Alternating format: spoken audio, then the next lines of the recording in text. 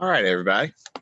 So it is Black Friday, and wanted to go ahead and take some time and make a video for you guys that we can use for the rest of the year as a resource if you needed it, and also just to give you some clarity on the next thing we're going to do. So between now and Christmas, here's what we've got. We've got just one of our normal articles that you have to submit and turn in for a normal article grade. 30 minutes, knock that out. You've got your presentations, and you guys have been given the dates for when you're going to give your presentations. You've got a final, which is going to be the Monday before Christmas, which is going to be one of our normal articles. We're going to do that in class under a ticking clock, and that's going to count as a test grade. And then we're going to introduce to you guys this the last type of assessment that's on the AP World History exam. So on the actual exam, there's two parts to the exam.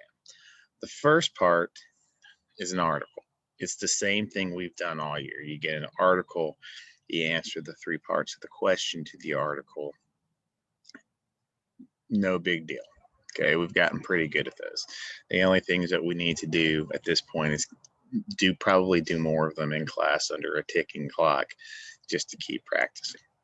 However, there's a second part to the AP exam, and we are going to let you do this as a take-home, okay, for the first one.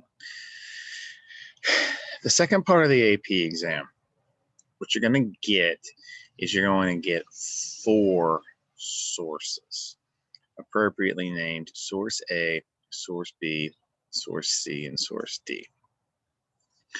What you have to do is you have to look at those sources, and you have to come up with, well, what is a problem, and then what is the solution? Okay, so it's the same thing that you would do on an essay at home, like one of our big typed essays, I should say, except now you're going to do it in class. 4 sources, and minimally you have to use 2 of the sources to make an argument. Now, you've got 90 minutes to do this, so it's going to be an instance where you might take 20 minutes to carefully read the sources, highlight the sources, and make connections to the sources. Just to give you an example, I'm scrolling through it. The sources are not long. So this is source A. This is about the Pueblo, who were a Native American group of people, and how they migrated and their connection with nature. Source B is also under a page. It's about something called garbage, art, and housing. Source C is an excerpt from a classic book by Henry David Thoreau, Walden. Again, about economics, but it's a little bit deeper than that. I'm not going to spoil the whole thing for you. You can read it there. And then D is how biomimicry is inspiring human innovation. So each of these excerpts, each of these sources is roughly a page. So it might very genuinely take you 20, 25 minutes to read all 4 of these sources, highlight key components of it. But again, what you're then going to do is you're going to write an argumentative essay. And the trick is you have to use information from the documents as supporting evidence for what the problem is, and then your solution. Now, we're going to go through how to write this essay, and I'm going to show you the rubric. But fundamentally, okay, this is something I used to tell my AP World History. I tell my AP World History students. I'm going to say this to you as well. If the requirement is you use 2 of the 4 documents, if you can make 3 work, that's great. And while the requirement is only to source the documents each one time, the more you can source, so the more you can source the document, the better. So if you can source A in 2 different paragraphs, that's great. All right. I want to go into what the rubric for this is. So this is not a hard thing. I don't want you guys to get like overworked about the difficulty of this. Sorry, I thought I had this part of it pulled up to where we were at. Or do I have the wrong? I might have the wrong thing up. Hold on just a second. I do. Give me a moment.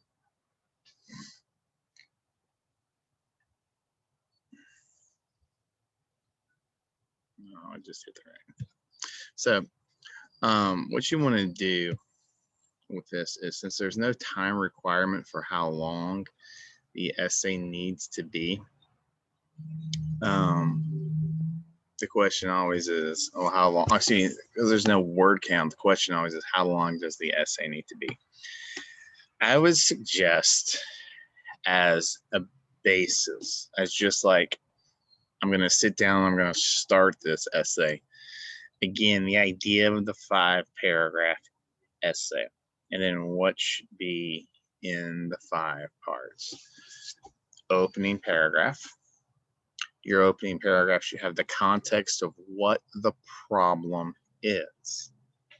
And then at the end of your opening paragraph, you should have your thesis. And your thesis is going to be, and here's the solution. The opening paragraph is a great place to source at least one document to start to show what the problem is. Okay. So let's look at what the criteria are. And as always, all we're going to look at is the high point criteria. So we're only looking at the high box. Number 1 point is establish argument. This is a 6-point scale. The response identifies a theme or issue connecting the providing sources and presents a perspective that is not presented in one of the sources. So let me be really clear about this. You can't argue for a solution to a problem that is in any one of the documents. So if you had one document that's about poverty, and one document that's about social issues, and one document about a crisis in education, and a 4th document about the need for art, you can't take an idea that's in one of those documents and then argue for that. You have to come up with an original argument. So you might take the document on poverty and then the document on social injustice, and then you might say, so you've taken information from these documents, you've presented what the problem is. The problem is that our system, we have too many people in poverty, and our political system needs to be improved, and the solution is Ron DeQuatro should become dictator of the world.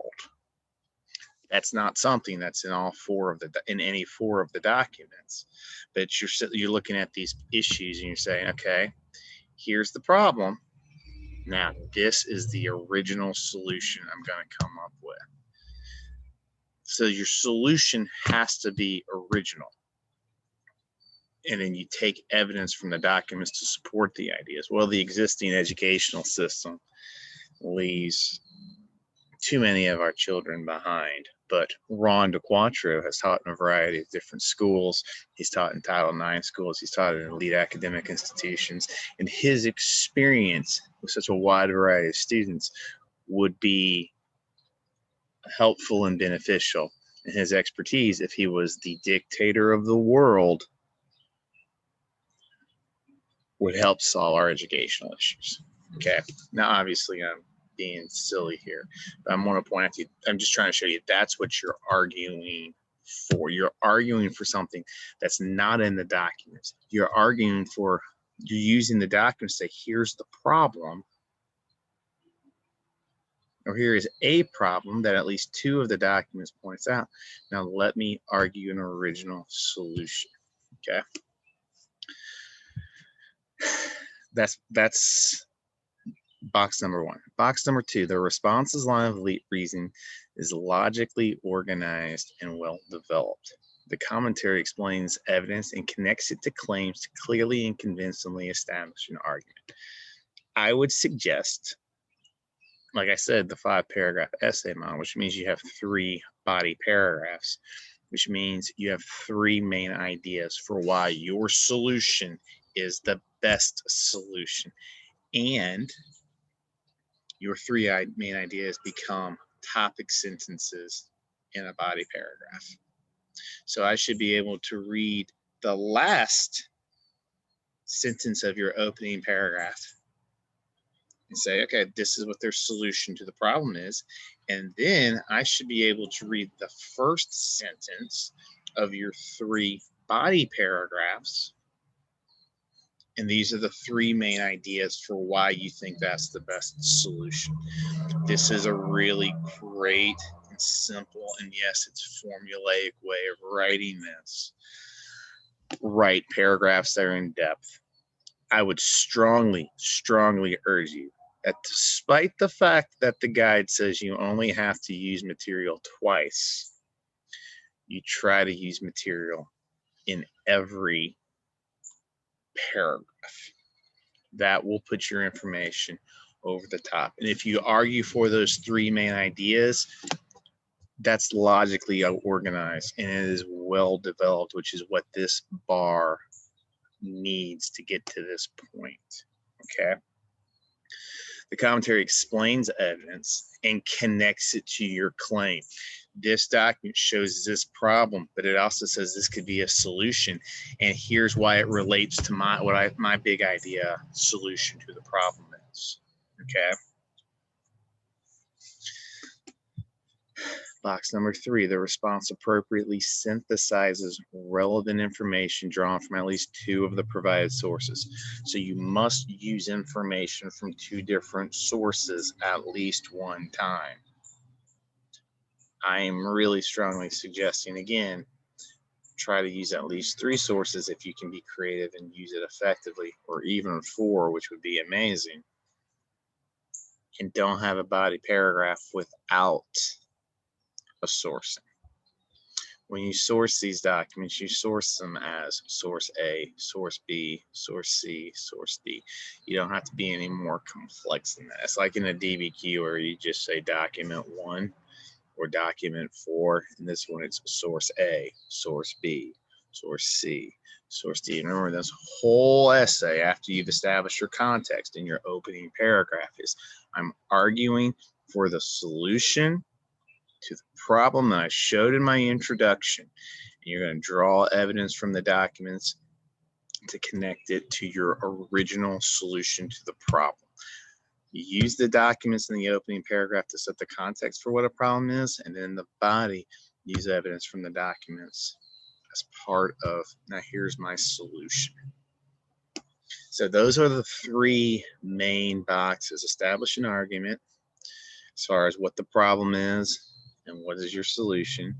The second, establish argument box, which is it well organized and well developed? Hey, deep, insightful paragraphs. Don't just shoot for 5 sentences a paragraph. You got an hour and a half to write this puppy. Okay. Selective use of evidence, and then you should have. And by the way, you should have a closing paragraph to give a synopsis of ideas. The 4th box is applying conventions. This just means, is it reasonably well written? Okay. Now, let's get to this point. It doesn't have to be perfect. Okay. They understand that you've got a ticking clock and you're trying to write and put together ideas for some things you've just seen. If you have the chance to write your whole essay in like the first hour and you finish, and then you have 30 minutes to rewrite it clean and grammar check it, great. But if not, it is acceptable. Well, and this is true for all your AP classes and any AP writing. If you mark through something it's like it's not there. So if I'm reading your essay in class and there's a bunch of stuff that's marked through, or maybe you realize at one point there is a lowercase a, it needed to be capitalized, and you put the big A over it, you get all of that benefit of the doubt. We understand what you've done. You wrote your rough draft, and now you're going back and trying to fix it. If there's a comma where it doesn't be and you cross it out, that's fine. That does not get in the way of applying conventions. Okay? What does get in the way of applying conventions is if I am reading a bunch of stuff, you don't have complete sentences. Remember the whole nouns and the verbs thing. That be important. The grammar, the word choices, it becomes redundant. It's not as strict as AP Lang probably is, but it is more strict than what you would have had in AP World. They expect this to be reasonably well written, given the pressure of the moment, reasonably well thought out, and again, insightful. If you are writing less than 2 full pages, and that would be handwritten front and back, you probably haven't written enough. When you write these, you have to write it in pen. That's why I was saying you just be crossing stuff out versus erasing it. For this first one, it's going to be typed, okay? And it's due that Monday before Christmas. So you have time. Theoretically, this is an hour and a half of your life. If you're having to spend a lot more than an hour and a half to do this, then you probably don't understand it. The other reason I'm giving this to you, and the other super strong suggestion I would make is, once you've done your presentation, some people are going to be doing this very early, or even if you have time before then, start tackling this thing now. Because if you tackle it now and then you get to a part where you don't understand it, you can ask questions in class. Now, I'm not saying that you can ask questions about, does this work? But as you're writing this, you can ask questions about, oh, am I doing this right? Is what exactly has to be here? All of those sorts of things. If you wait till the night before to start working on this, you're going to lose the benefit of having questions answered in class. Okay? So it's going to be take home. You've got over 3 weeks to do this. And yes, I know you have presentations coming on, and you're going to be working on those in class. But we wanted to introduce this to you. So it's going to be in Canvas. All the materials you're going to need to do is in Canvas. Look at the documents. Put some thought into it. Okay? And everything needs to be your own original work. Do not talk to one another about what potential solutions are, because that would be really odd if I had 8 people say, hey, here's the same problem and here's the same solution, and then I'm going to know people are having conversations with one another about this.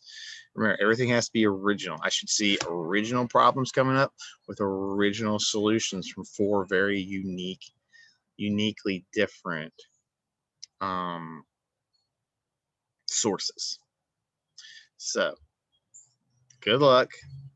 I'm proud of you guys. If you bomb this, this is only counting as an article grade this time. Didn't want to make this super heavy the first time that you did this, but at the same time, my expectations are that you are going to be able to do this and do this very well, just based on the quality of work that I've seen so far this year. So, got any questions? Ask them now. You've watched the video. Email me the questions, and y'all have an awesome day.